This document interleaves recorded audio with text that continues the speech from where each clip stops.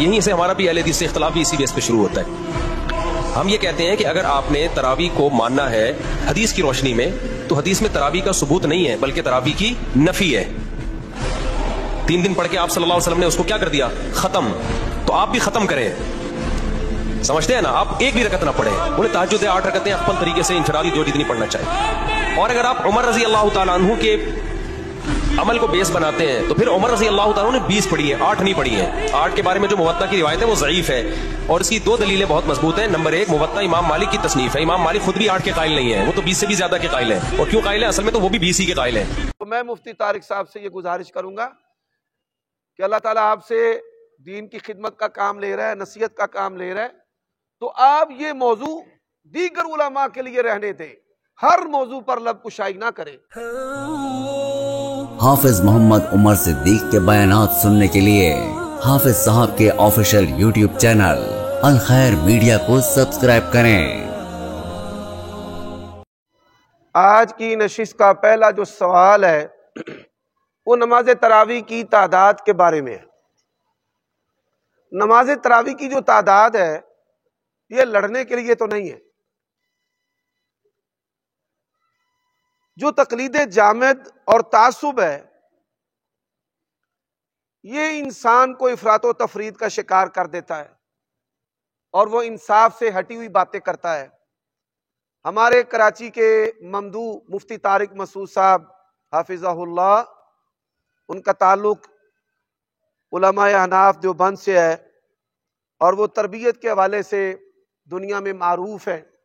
مختلف چیزوں کا تقابل اور امیجن کرتے ہیں، لیکن کئی دفعہ حد سے گری ہوئی اور ہٹی ہوئی باتیں کرتے ہیں. ابھی انہوں نے گزشتہ دنوں اہل حدیث کے اوپر تبصرہ کرتے ہوئے کہا کہ اہل حدیث جو جماعت ہے وہ تو عمر بن خطاب سے لیتے ہیں لیکن تعداد جو تراویح کی ہے وہ نہیں لیتے. نبی علیہ الصلوۃ والسلام نے تو 3 دن پڑھائی ہیں، پورا مہینہ پڑھائی نہیں. تو اہل حدیث پورا مہینہ کیوں پڑھتے ہیں؟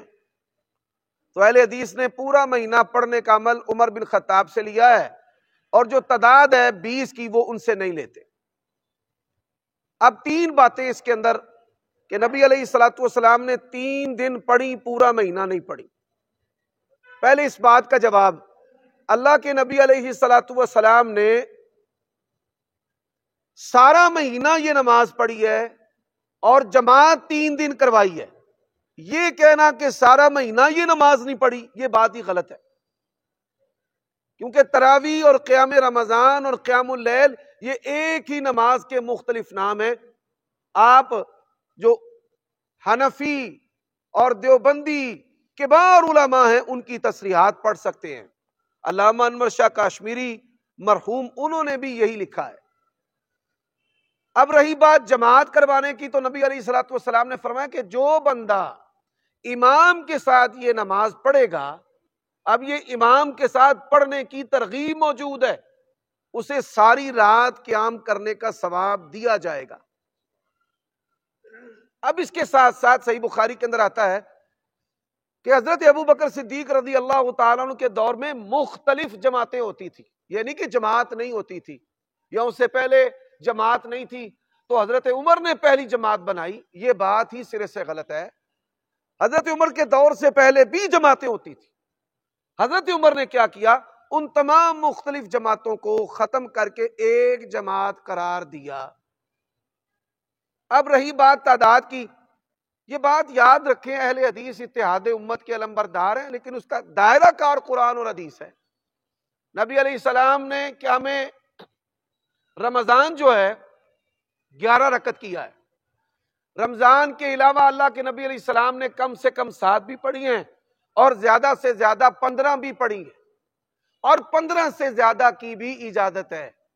نبی علیہ السلام کے پاس ایک شخص آیا، اس نے کہا یا رسول اللہ صلی اللہ علیہ وسلم مجھے رات کی نماز کے بارے میں بتائیں. تو اللہ کے نبی نے فرمایا 2 کر کے پڑھتا رہے اور جب تجھے صبح ہونے کا ڈر ہو تو ایک وتر پڑھ لے.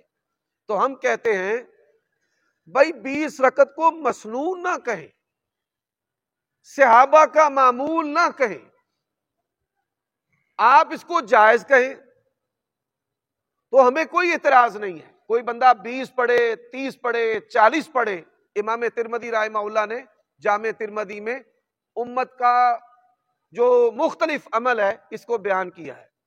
تو ہماری جو لڑائی ہے وہ اس بات پر ہے کہ امتی کے عمل کو آپ سنت کا درجہ نہ دیں۔ سنت کیا ہے؟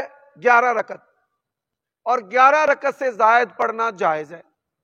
اب جو 11 رکعت سے زائد ہے وہ 20 ہے، وہ 30 ہے، وہ 40 ہے، وہ جائز ہے، لیکن آپ اس کو رسول اللہ صلی اللہ علیہ وسلم کا عمل نہیں کہہ سکتے۔ تو میں مفتی طارق صاحب سے یہ گزارش کروں گا کہ اللہ تعالیٰ آپ سے دین کی خدمت کا کام لے رہا ہے، نصیحت کا کام لے رہا ہے، تو آپ یہ موضوع دیگر علماء کے لیے رہنے دیں، ہر موضوع پر لب کشائی نہ کریں، بلکہ میں ان کو مشورہ دیتا ہوں، مولانا اشرف علی تھانوی صاحب مرحوم، ان کے ملفوظات ہیں 30 جلدوں میں ملتان سے شائع ہوئے ہیں، تو انہوں نے بڑی ایک عمدہ بات کہی ہے کہ دوام ہمیشگی 2 طرح کی ہوتی ہے، ایک دوام حکمی، ایک دوام عملی۔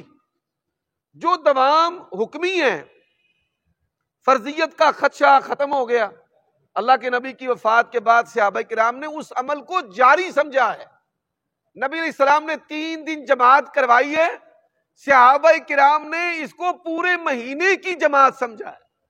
تو جیسے صحابہ کرام دین کو سمجھیں گے، ہم بھی ویسے ہی دین کو سمجھیں گے۔ اور حضرت عمر بن خطاب رضی اللہ تعالیٰ عنہ کے فیصلے کے ساتھ بھی کسی صحابی نے اختلاف نہیں کیا۔ اللہ تعالیٰ ہمیں سمجھنے کی توفیق عطا فرمائے۔